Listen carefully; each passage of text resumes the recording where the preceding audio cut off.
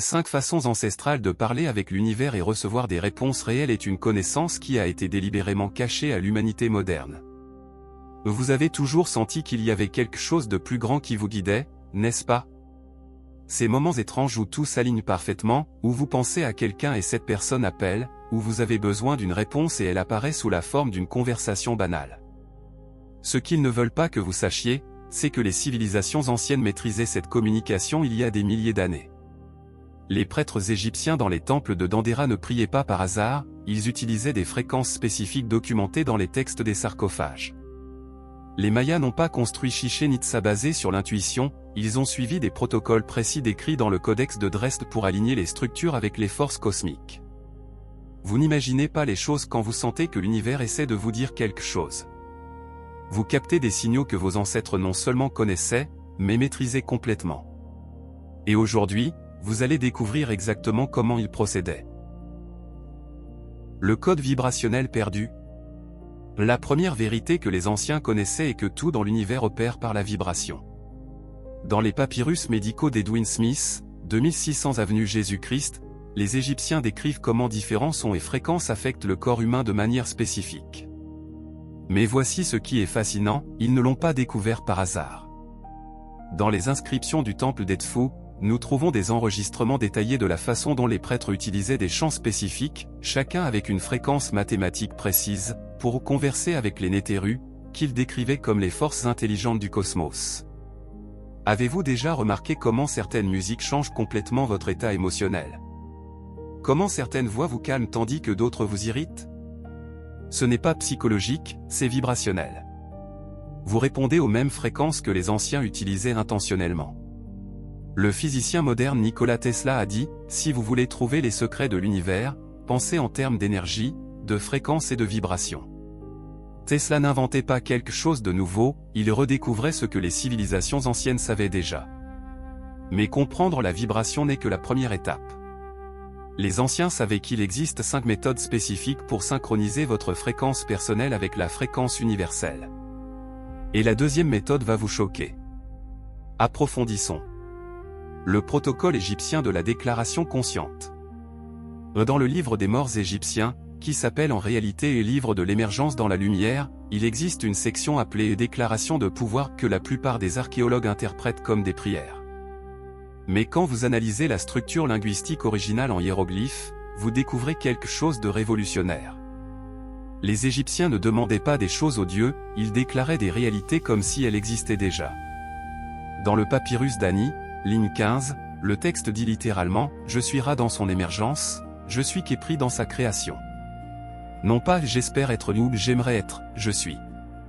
L'égyptologue Marc Lener a documenté que dans les chambres internes de la Grande Pyramide, les inscriptions suivent toujours ce modèle de déclaration au présent. Il comprenait que l'univers répond non pas à ce que vous désirez, mais à ce que vous déclarez comme réel. Quand vous dites « j'ai besoin d'argent », vous déclarez le manque. Quand vous dites « je suis prospère », vous utilisez le protocole égyptien original. La différence entre supplier et déclarer est la différence entre rester dans le manque et créer l'abondance. Les philosophes stoïciens romains, spécialement Marc Aurèle dans ses Pensées, utilisaient le même principe. Il écrivit « La qualité de vos pensées détermine la qualité de votre vie ». Ce n'est pas de la pensée positive, c'est de la programmation consciente de la réalité. Mais la déclaration sans la technique maya de réceptivité, c'est comme parler sans écouter.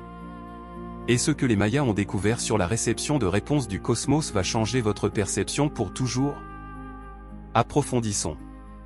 La technique maya d'écoute cosmique.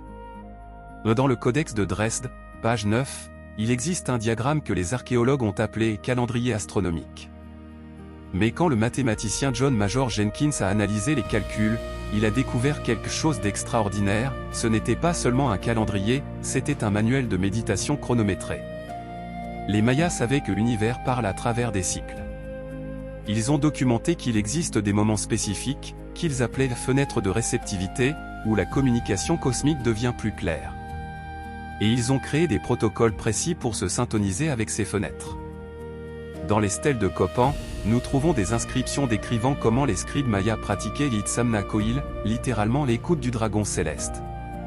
Ils s'asseyaient en silence absolu à des heures astronomiques spécifiques, avec un focus total sur le présent. Qu'ont-ils découvert? Que quand vous apaisez complètement l'esprit, non pas simplement vous détendre, mais créer un silence total, l'univers commence à parler à travers des insights soudains, des idées qui apparaissent de nulle part, des connaissances que vous n'avez jamais étudiées. Le neuroscientifique Dr Judson Brewer, de Harvard, a découvert que quand le cerveau atteint des états de silence neural complet, des zones du cortex préfrontal qui normalement ne communiquent pas commencent à former de nouvelles connexions. C'est exactement ce que les Mayas décrivaient comme recevoir des messages des Itzamna. Combien de fois avez-vous eu vos meilleures idées sous la douche? Ou pendant une promenade? Dans ces moments, votre esprit faisait naturellement ce que les Mayas faisaient intentionnellement, créer de l'espace pour recevoir. Mais recevoir des réponses est inutile si vous ne savez pas comment visualiser ce que vous désirez manifester. Et là-dessus, les Atlantes étaient des maîtres absolus. Approfondissons. La science atlante de la visualisation créative. Platon, dans ses dialogues Timée et Écritia, décrit que les Atlantes possédaient une technologie appelée Cristallosophia, sagesse des cristaux. Mais quand vous étudiez les descriptions détaillées, vous percevez que ce n'était pas de la technologie au sens où nous la connaissons. C'était de la neuroscience appliquée. Selon les registres platoniciens, les Atlantes utilisaient les cristaux non pas comme objet magique, mais comme outil de focus visuel. Ils découvrirent que quand vous regardez fixement une surface réfléchissante tout en visualisant quelque chose de spécifique, votre cerveau ne peut pas distinguer entre l'image mentale et la réalité physique. La carte de Piri Reis, de 1513, montre des détails de l'Antarctique qui ne furent redécouverts qu'en 1958. Comment était-ce possible? Piri Reis écrivit qu'il basa sa carte sur des cartes très anciennes qui montraient des continents à travers une vision intérieure claire.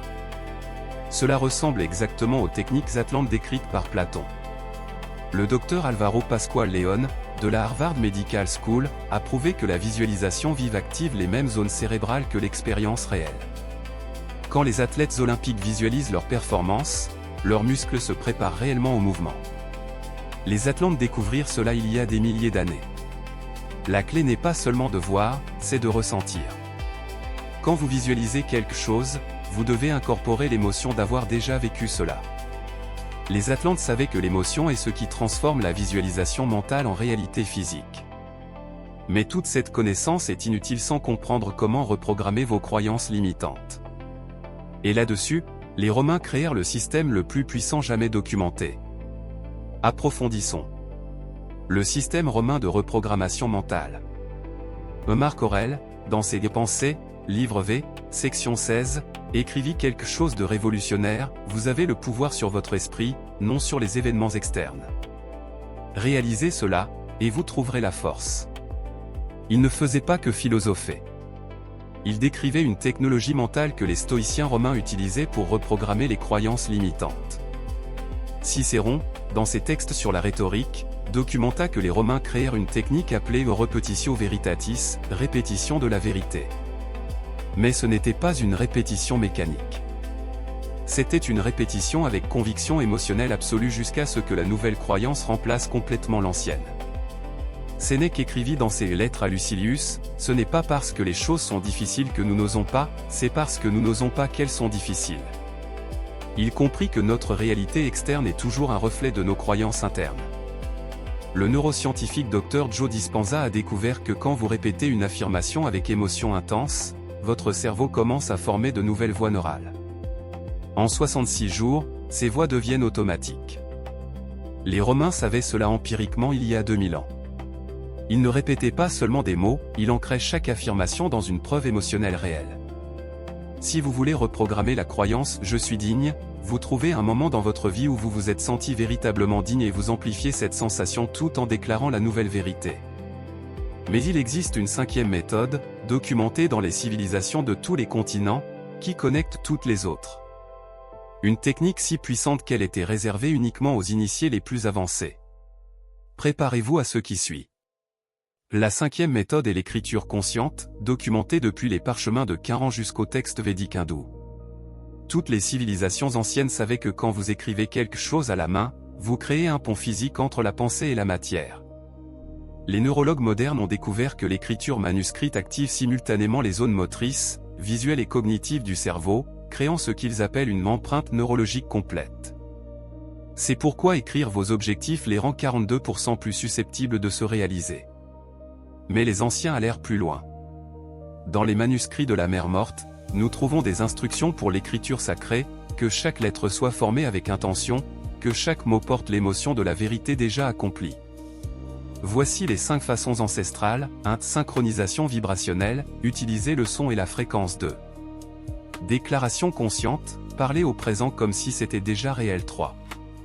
Écoute cosmique, créez le silence pour recevoir des réponses. 4.